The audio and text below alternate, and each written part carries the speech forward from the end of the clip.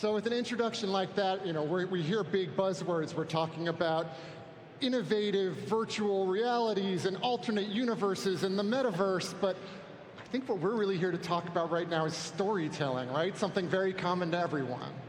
Maybe we could start by giving some examples. How are people telling stories in virtual reality and in augmented reality? Is this actually happening now? I'll start. Well, for sure. In fact, I am an avatar. No, I'm kidding. I am sitting here in real life, in the flesh. There's a great quote by Joan Didion, who's a political commentator who's passed, and she says, "We tell ourselves stories in order to live." And the human existence is all about storytelling. We want to be absorbed. We want to be engaged. And we have so many more ways to do that today, whether it's in flat 2D and 3D or here in person. And so I'm just super excited to be here and to be alive during this time period where we can tell stories in so many different ways. And I'll give you more examples as we go on. Yeah, I think that some of the things that I'm very excited about is sort of this idea around moving from traditional linear storytelling to this world-building kind of shift that follows, in some ways, a game engine construct, right, with these branching narratives. But instead of just watching a story beginning, middle, end in the way that the director is telling the story, that there are things going on in real time. It's almost like, every single world, there's a constant Rosencrantz and Guildenstern are dead element somewhere. Right. And you just get to explore the storyline. Right, I think that's really important, because I think some people hear, storytelling in VR, storytelling in the metaverse. They're imagining being in a virtual theater, that they've got an avatar here in front of a stage, and we're in the virtual world watching a movie. But that's not what it is, right? This is really an immersive and different kind of storytelling. Yeah, that's right. And Amy, you hit it on the head, which is the reason why a lot of great storytelling started in games is because you can choose your own adventure. It is not linear, and we are going to see more and more mediums adopt this. Today you go see a movie and the ending is preordained. The idea that you and I can press the X, press the O, and we can change the outcome, that you can write your own story. And that's really different when you start to wrap your mind around it, that you can interact in real time with a concert, with a singer, and you can change the outcome, that persistence and that connection. Look, great storytelling from the early days, the caveman, the cave painter, was all about absorbing and really engaging. And so now, choosing your own adventure, this is unheard of. And I think if you just look around, it's happening primarily in 3D and primarily in gaming. Yeah, but I think it will sort of trend into, I like that you brought up going to see a musical artist, for example, because artists are storytellers as well. And you can imagine that you could actually drop into a concert and be with thousands of different people. You look at what Fortnite's been doing with Ariana Grande and Travis Scott, 12 million concurrent users. Think about that for a moment and the reach. But you could also, as an individual, choose to have everybody else go away and you are just there with the artist one-on-one. The opportunity to engage with artists and storytellers, I think, is shifting in a really exciting way.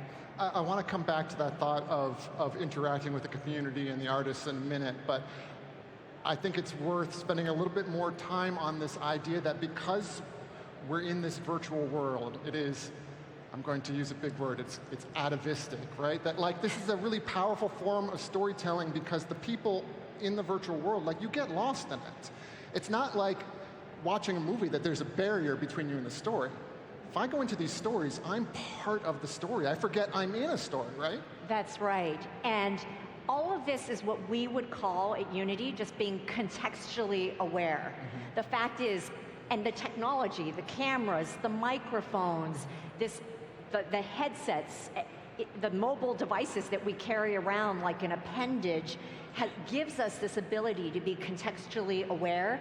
And you see it today with driving cars, with these 3D and XR type interactive experiences that we couldn't do this before. And so the technology has gotten us to a place that we can be contextually aware. Now, I just want to state, it's not just for entertainment, and I just have to put that out there. Yeah. There are so many practical applications, from architecture to construction to supply chain. We obviously have a lot of supply chain issues right now. And if you can apply a digital twin and you can build these virtual worlds where you can predict, you can interact, and you can figure out problems in advance, that's super powerful. And that's a different form of storytelling too. Right. Yeah. That's like problem solving. I would expand on that too as well, because we do think of that as, you know, sort of the metaverse for business, right? This digital twin. But what it is going to enable us to do is, you know, we can't have smart cities without smart buildings, and it all sort of hangs on digital twin, and then we don't get to the AR cloud without smart buildings and smart cities and this interconnectivity and this two-way pipe of data. But then once we have this infrastructure, we can hang stories and games and experiences anywhere in space, and we can actually anchor them. You know, Carol just mentioned persistence. Like, I could have an experience with Carol at a restaurant, and we could leave a 3D experience that we shared for any one of our friends that came into that area, and it would just pop up and say, hey, would you like to see what Carol and Amy recommend at this restaurant, right? And so you think about storytelling in much broader terms, in just terms of life happening in real time. Right. Thank you for, just to point, I just want to reiterate that point. It's real-time, 3D, persistence. And that is something that, you know, MMOs really helped drive, the idea that you and we can all interact, and what happens is persistent. And that's super powerful, because that allows you to carry the story forward as a community.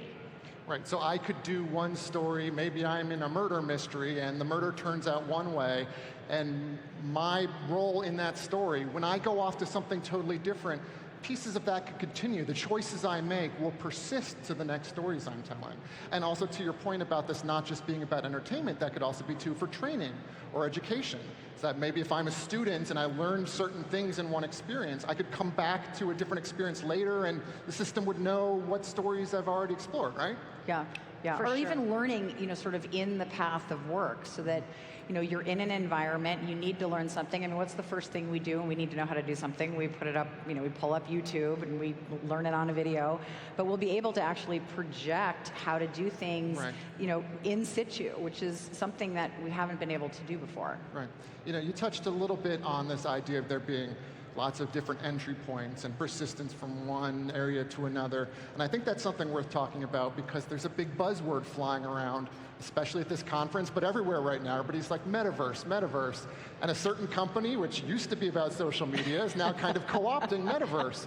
So when we talk about the metaverse, are we talking about like a single place where you go there and that's where the environment is and that's where the story comes from? Or are we talking about lots of different stories and lots of different entrance points? I mean, I think of it as in the singular.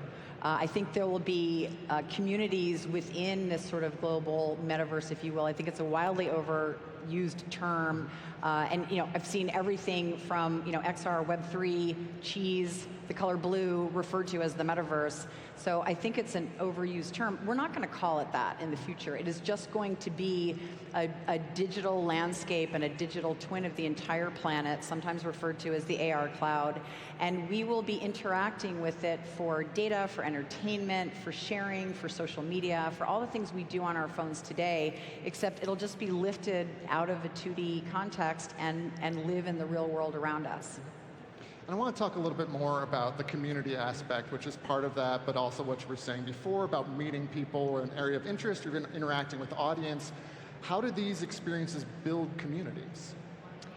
Yeah, if I could just add to the metaverse piece, I like to talk about it, the real verse, which is here today. Some of it's augmented reality, some of it is extended, and some of the things we said, like what constitutes a metaverse-like experience, a real verse? It's the persistence, it's the real time, it's the 3D, it's the social, so we'll come back to the community. It's this idea that there is presence, right? And all those things are here today.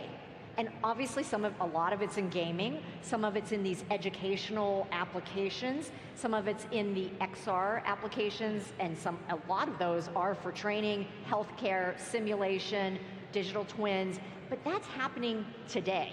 So I just want to be really clear, when we talk about the metaverse, it is not it is a trend like the information superhighway.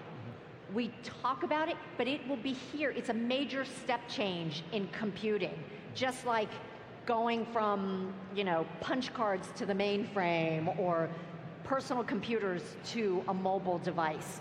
So I think it's more of a phase, is what I like to call it. And here's the part about that I think is super interesting that you're asking about, the social and community aspect, is it going to bring us closer together? And how do we take advantage of these metaverse experiences to bring people closer? And that is where the real-time presence, communication, being able to have a shared experience. You mentioned concerts earlier. So Unity, we have a relationship with Insomniac. They do EDC, any EDC fans out there? It's Electronic Daisy Carnival. And we just did a beta with them, where yes, they had the physical event in Las Vegas, thousands of people, sweaty bodies, dancing, moving, and there was a virtual experience that was in parallel for people who can't travel or who can't afford it. It's quite expensive. And what we discovered is, to your point, there are people who really enjoyed the social experience in the virtual world because they could choose. They could choose whether they were part of the horde and intermixing, or if they were a little overwhelmed, they could pull back. And when we talk about writing your own story, telling your own story, that kind of choice of experience and how you want to show up. Right. I could show up as a giraffe at the event. I could show up as myself, or I could show up as somebody much younger and cuter, right? Yeah, and the only thing I would add to that is that there's a sense of agency as well. Like, as we are able to have more choice in how we have an experience. I mean, there may be a time where we can walk, Carol and I might walk into a store, and I like muted tones. So for me, the store is sort of beige and natural tones, and Carol prefers blue, so it has this sort of cerulean feel to it. And this individual yet shared experience, it starts to get really interesting. Right. And a lot of this is here today, but to Carol's point, it's like this is an evolution, right? I don't even look at the metaverse as a place or a thing. It's a journey. It is the evolution of spatial computing. It is how we're going to interact with each other and with data and experience in the future. So Near I think future. that kind of leads into one aspect of this where we see communities, people often worry about, okay, if we're going to have the metaverse, if people are going to be plugged into these alternate realities, are they going to get lost in it? Are they going to disappear and never come out to the real world?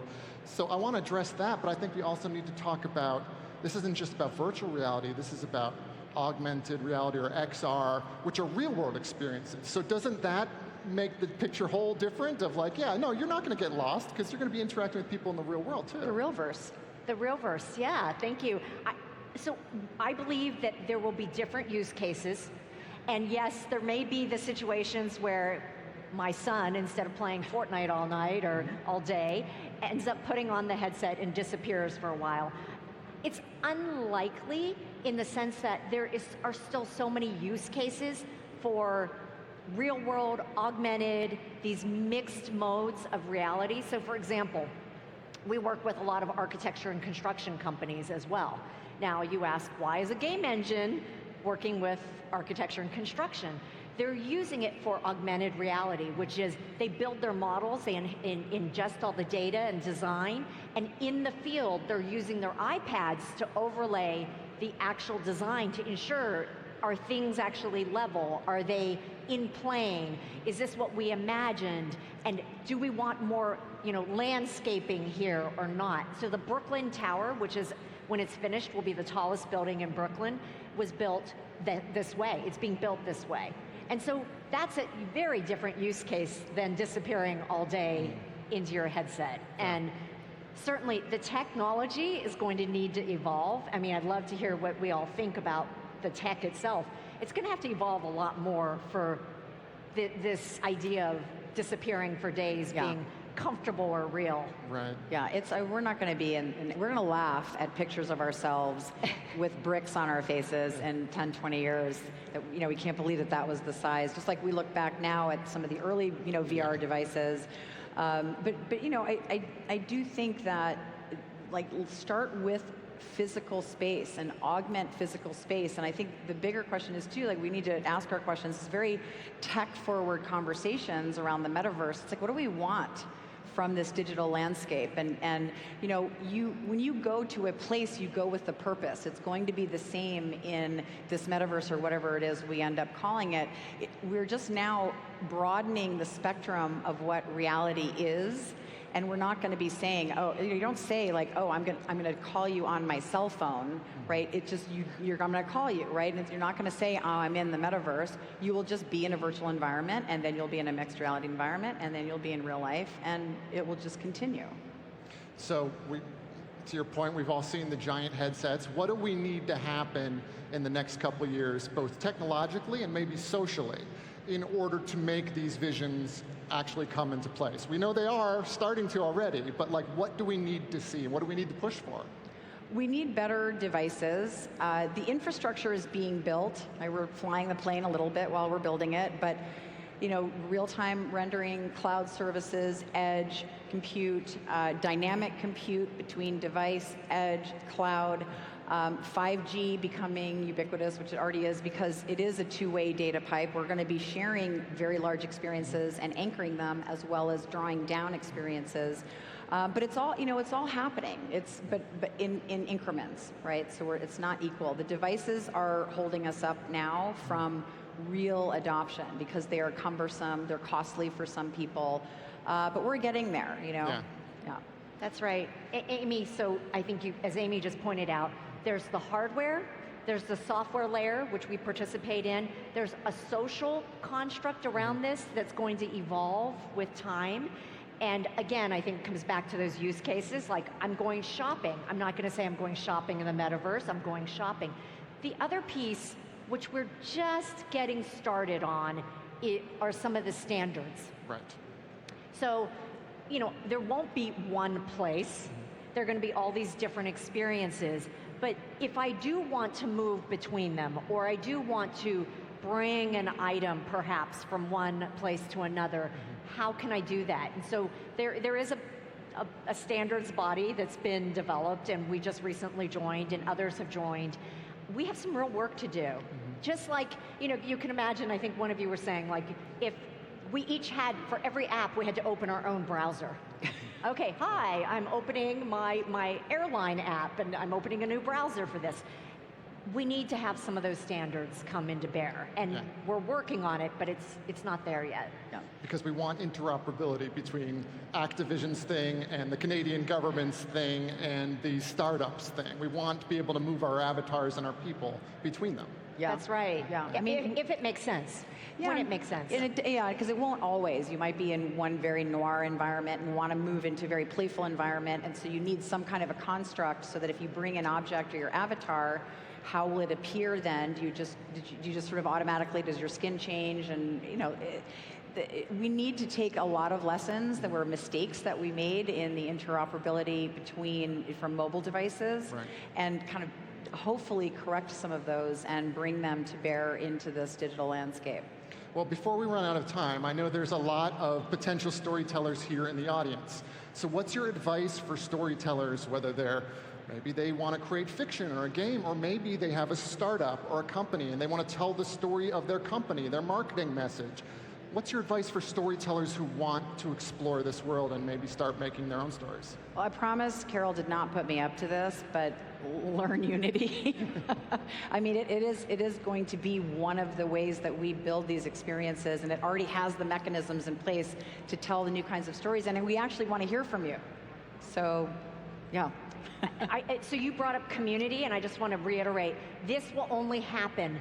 You all need to be the storytellers. You need to be the ones writing the future of the metaverse and what that story is. And it's really up to you. I was fortunate, I just met with some students, and a gentleman pulled out, he built it on Unity, yay, and he built an educational literacy app and was showing me how they're getting grade school kids to get more engaged, more immersed. That's what we need. We need the community to engage, all of you, and help us write this story about engagement and absorb us and stimulate us. That is what I'm looking forward to doing and seeing. Well, I want to thank you both for joining us here in our real reality. Thanks Thank so you. much. Thank you all. Thank you.